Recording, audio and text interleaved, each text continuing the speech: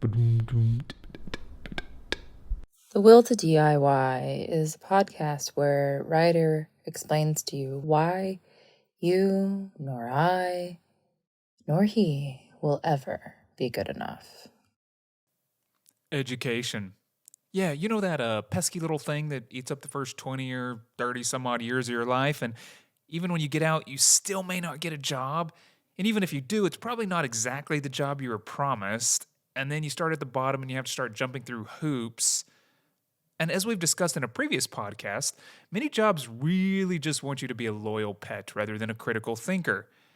And so you have to ask yourself, what was the point of all that learning, all that pain, right?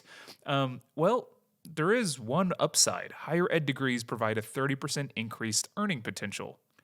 And of course, they offer enormous cultural cachet and authority, right? This is prestige. Now, despite all the flaws, I'd have to say we're probably better off with a degree than without one, despite sort of the debt and hardship that we have to go through. However, when did we ever get to a point as a society where it's near mandatory to have a college degree? And if you really don't have one, we're going to sort of disdain you. And then that resentment incites a populist backlash that nearly breaks our democracy through Trump, or in England's case, Brexit. You dropped 150 grand on a fucking education you could have got for $1.50 in late charges at the public library. Yeah, but I will have a degree. And you'll be serving my kids fries at a drive-thru on our way to a skiing trip. Yeah, maybe. Yeah, but at least I won't be unoriginal. But, I mean, if you have a problem like that, I mean, we could just step outside. We could figure it out. Part 1. So let's take a closer look at how education really functions in a meritocratic society by digging further into Michael J. Sandel's The Tyranny of Meritocracy. So, to recap from last episode, merit is a combination of talent and pulling yourself up by your own bootstraps. It's the story where if you work hard and play by the rules, you will earn what you deserve. You'll get a place at the table with lots of money, status, prestige, and people loving you. And all of a sudden, you're more attractive, and people offer to give you free massages, and they'll tickle your earlobes. I mean, I don't know, I really haven't made it yet, but I can just imagine that's what it's like. Now, this merit thing is really a good idea in most respects, and most of us actually believe in it. I mean, it just seems like a fair system, especially compared to like having kings and princes and junk like that. But we really need to take a quick look at how this system, this meritocracy, superseded hereditary wealth and aristocracy, as well as how it simply created a new set of inequalities. And we really need to challenge ourselves to rethink how we conceive of success in the modern world. In early Europe and America, there were these trades where you, or not really you, your parents or somebody would pay for you to apprentice somewhere, and this is how you would learn a skill or a trade. But in some cases, the really smarties or the richies, they got to go to college. Now, college was primarily for a type of elite, maybe a political elite or a wealthy family, and their family would send the kid away to go learn something. And you do this by being around a group of smart thinkers, but there really weren't any degrees early on. There's really no set curriculum. You just take certain classes. This was a DIY of the self. And through these various topics you would learn, you'd become enriched, and maybe after 2 or 6 or however many years, you return home a little more knowledgeable and hopefully a little bit wiser. Perhaps you were humbled by the wider world you had encountered, right? That would be the hope. And maybe when you return, you participate in local politics and you become a deacon at a church. And gradually you morph into being a community leader and you can guide the path of your town or your business to be successful. Or perhaps you were always a lazy, smarty-pants douchebag and your parents shipped you off because you were an insufferable bore. And when you returned, you're basically just now an educated douchebag. Which, I dare say, old chap, I didn't expect you to return from skiing in Switzerland just to lose the polo match for us. Oh, Netherbottoms, it was your ghastly pallor that frightened my horse. Oh, say, which are you going to Professor Fuddlebottom's lecture today? Oh, I can't understand a word of it. Einstein, Rosenheim this, and Newtonian Humperdinck's that. Oh, so are you up for a gimlet? Well, I'm parched. In the 1940s, James Conant, president of Harvard, saw that schools were really becoming almost exclusively clubs for the Protestant elite. Women were banned, black students were scarce, and they were barred completely from Princeton, and Jewish students were restricted by either formal or informal quotas. Now, seeing this increasing emergence of a hereditary upper class, Conant believed a democratic society's ideals were really at odds with such an elite, and America really needed intelligence and scientific prowess instead. Now, what he saw was the, quote, heedless young men whose lives revolved around parties set to dominate the leading law firms, Wall Street, and foreign services, not to mention hospitals and universities. These positions were basically being held for them and passed to them.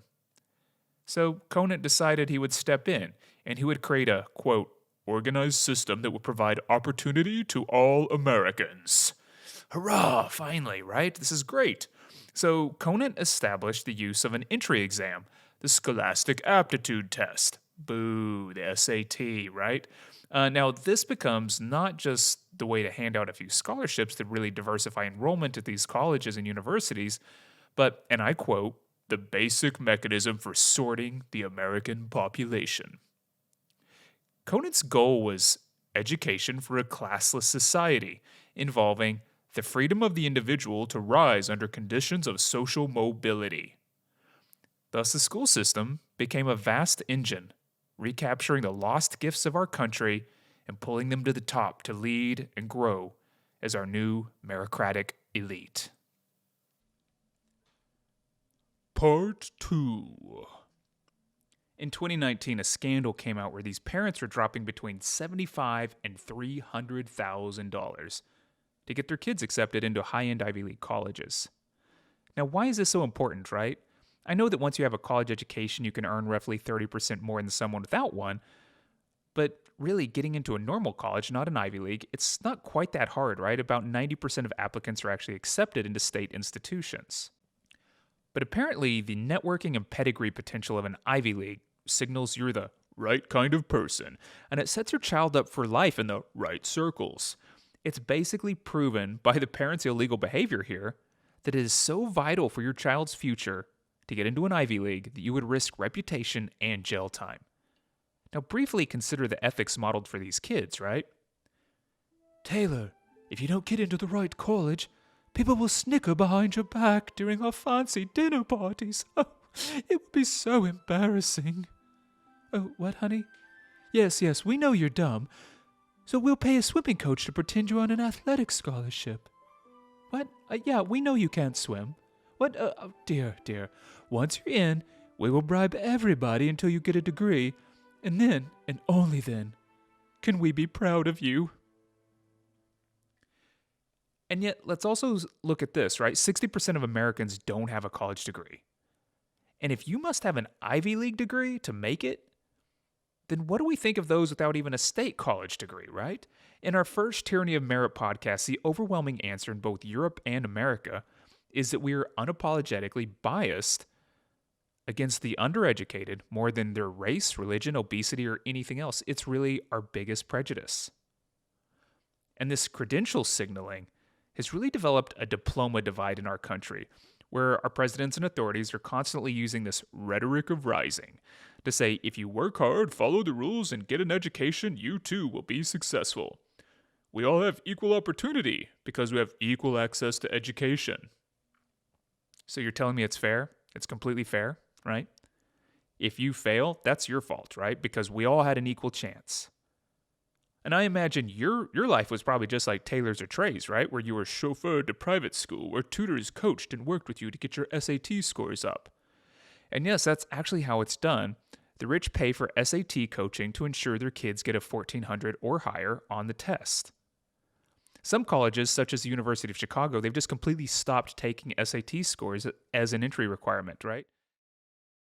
In part, that's because they've been shown that SAT scores are directly correlated with the wealth of the family. These are no longer a good indicator for intelligence. The richer you are, the better your SAT score. So wait, hang on, Ryder.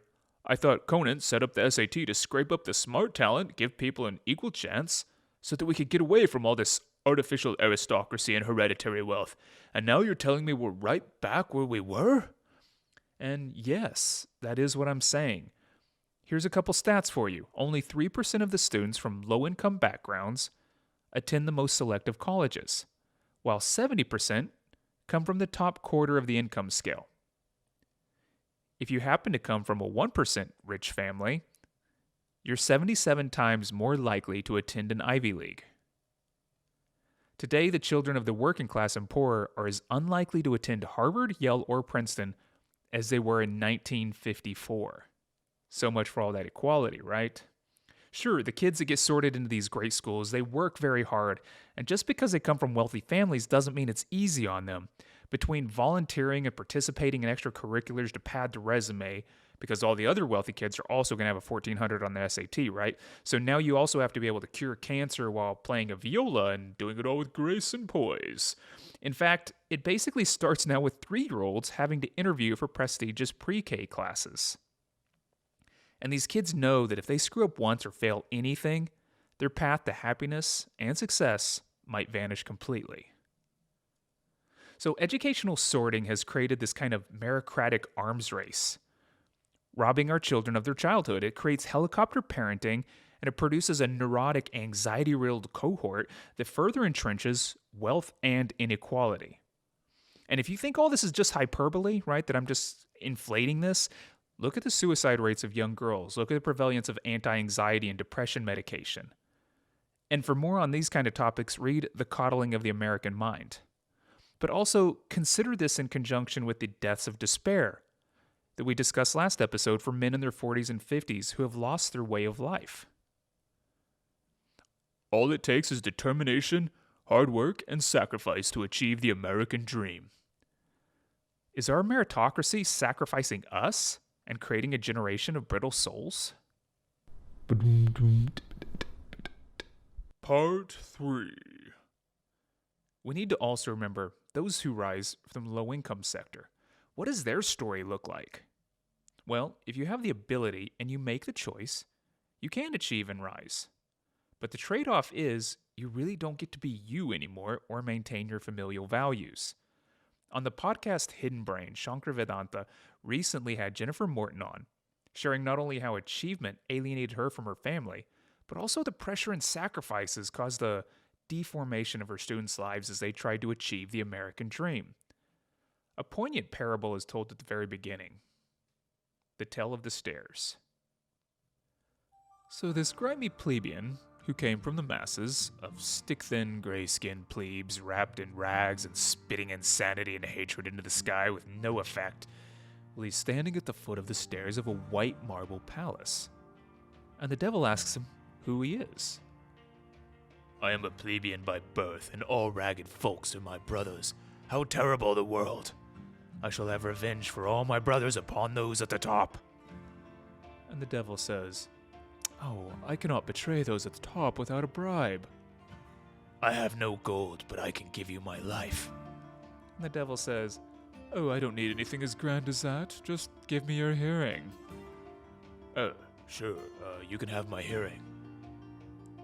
Wait, I can still hear, but the groans of my brothers have turned into songs and laughter. So the boy starts to climb, and the devil says, To go further, I must have your eyes. Terribly sorry, old chap. No, I need my eyes to avenge my brothers. And the devil says, Oh, you will still see, just differently. So the boy climbs 3 more steps, and when he looks back to see his brothers, their naked and bleeding bodies, he saw instead them clothed in fine robes with roses where they once had open sores.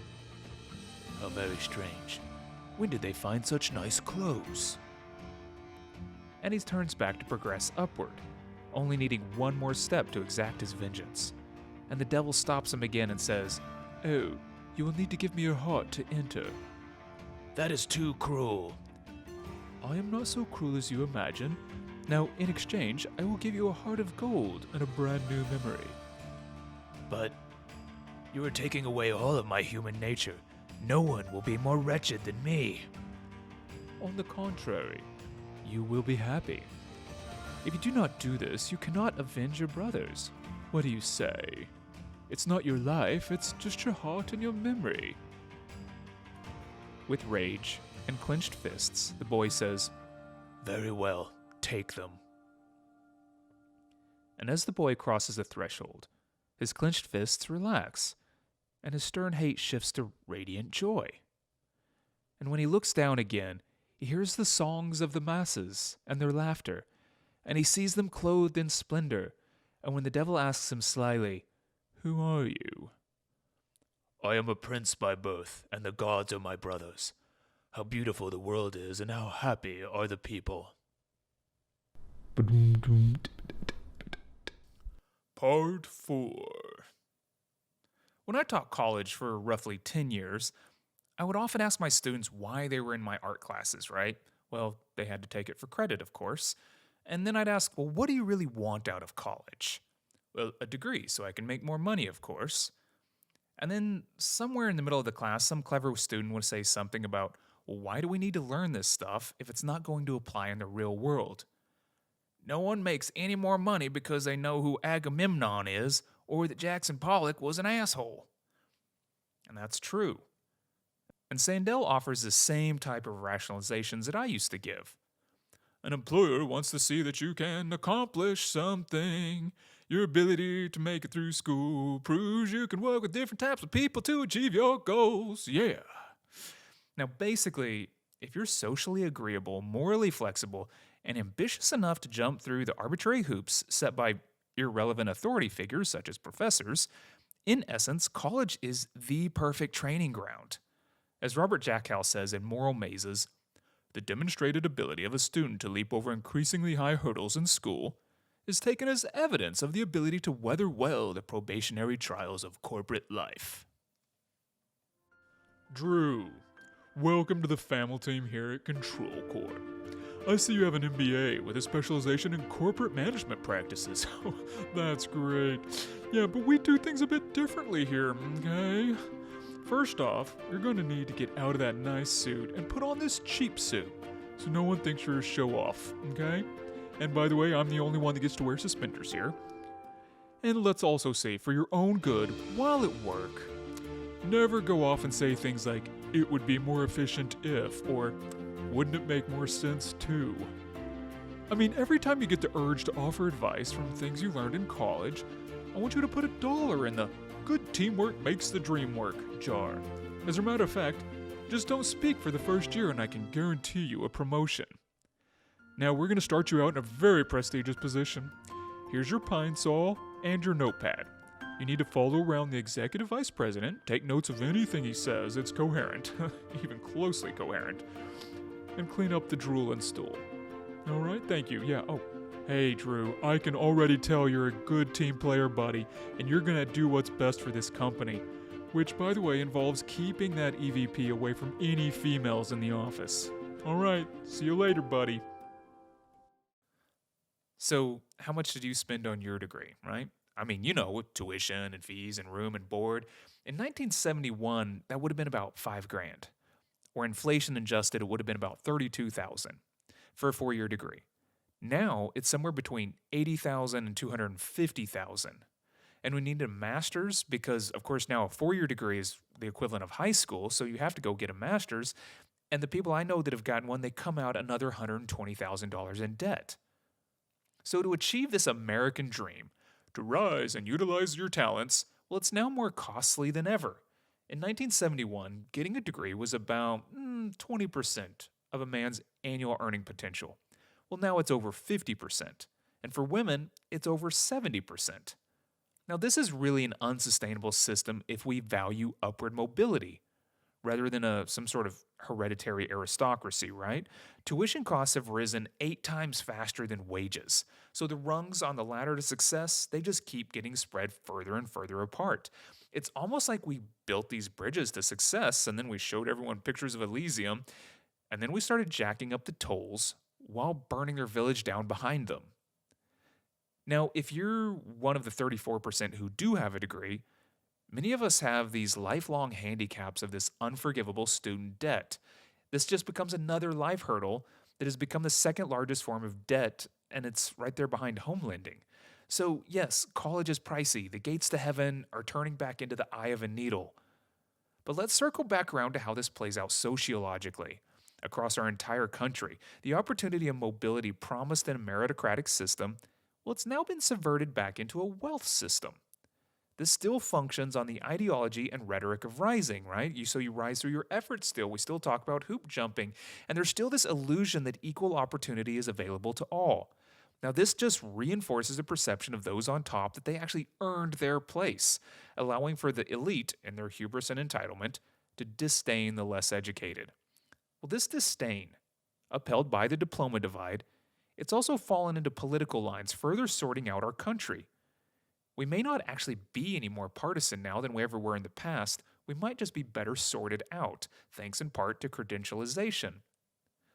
So, for instance, Trump, he won 2/3 of white voters without degrees, while Hillary Clinton won most of the votes with those with advanced degrees. Brexit followed pretty much the same pattern, the undereducated versus the highly educated, and we had a populist backlash. Clinton went on to say that she won the votes of the optimistic, diverse, and forward-moving, where Trump got his votes from those who didn't like black people getting rights or didn't like women. This increasingly signals a moral shift where the Democratic Party, who once stood for the farmers and the working people against the privileged classes, now boasts that the degreed winners of globalization, the privileged, vote Democrat.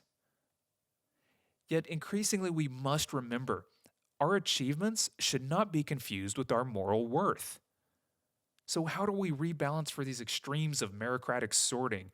And of course, taking into account all the psychological wounds that it inflicts on the winners and the indignities it inflicts on those seen as the losers. Sandel proposes a lottery of the qualified. A Yale admissions committee guy was quoted a while back as saying, "You sometimes have the nasty feeling you could take all the thousands of applications, throw them down the stairs, pick up any 1,000, and produce a class that's at least as good as the one coming out of the committee meeting." And Sandel says that maybe we should consider doing exactly this. Just randomly select 2,000 applicants from the 25,000 submissions.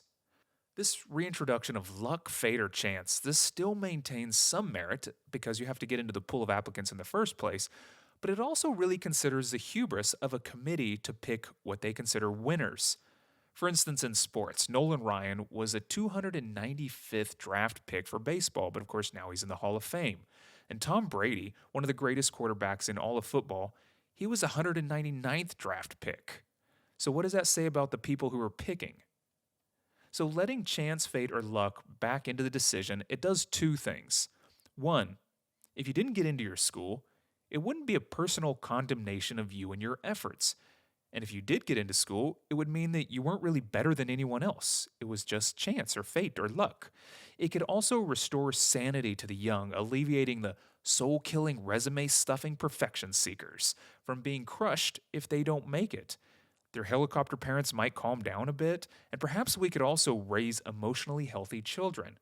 The second thing this does is it reminds us that those who do land on top did not make it on their own, but they arrived there in large part due to good fortune.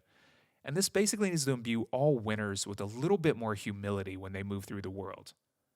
Sandel's next suggestion is to dismantle this sorting machine that we've built. We can figure out how to make a successful life that's not so dependent on a 4-year degree. This really requires, though, honoring other forms of work and learning and training. The emphasis on 4-year degrees can be seen through governmental support, right? There's $162 billion spent helping people go to 4-year colleges, but only $1 billion was spent on career and tech education. Now, countries such as France, Finland, and Sweden, they spend about 1% of their GDP on training and tech programs, while the US, we spend 0.1%. That's less than we spend on prisons. Given that only 1/3 of Americans get a bachelor's degree, we need to really consider how we can take seriously the educational needs of the remaining 2/3. One way is to better fund vocational training, right? Another is to recognize that colleges only offer a partial education. While a 4-year degree definitely grants prestige, it does not offer much in the way of civic or moral education, and it's become increasingly hampered as a place to exchange ideas, right, and have free speech. And this is leading to a morally impoverished public discourse. and that has all helped generate our populist backlash. But to reinvigorate this public-private discourse, we can look to organizations that are outside of the schools that promote an independence of mind and cultivation. Sandel points to the 19th century Knights of Labor as such a group. American mechanics, it was said, are not untaught operatives, but an enlightened, reflective people, who not only know how to use their hands, but are familiar with principles. So, to recap, meritocracy uses the education system as a sorting machine. Achieving admissions to highly prestigious schools generates anxiety and trauma. Wealth has skewed standardized testing to where it's no longer a measure of intelligence or equality, and our fixation on valorizing degrees as markers of success and intelligence leads us to disdain those who have different values, such as family needs, and this creates a resentful populist backlash. We must find a way to honor different forms of labor and diminish the increasing divide.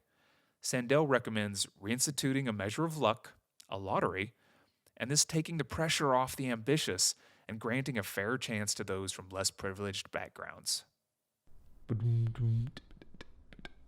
All right, thank you so much. I'm about talked out, but I really enjoyed Sandel's book for offering ways to consider several of the problems I encountered while teaching and that I now find in the workplace. Speaking of the workplace, I'm currently reading Robert Jackall's Moral Mazes, and this is about the lives and survival practices of corporate managers. If you have any insight or you want to contribute to the upcoming episode, please reach out to me. As always, if you like what you heard, please subscribe, share, and donate so I can keep this thing going.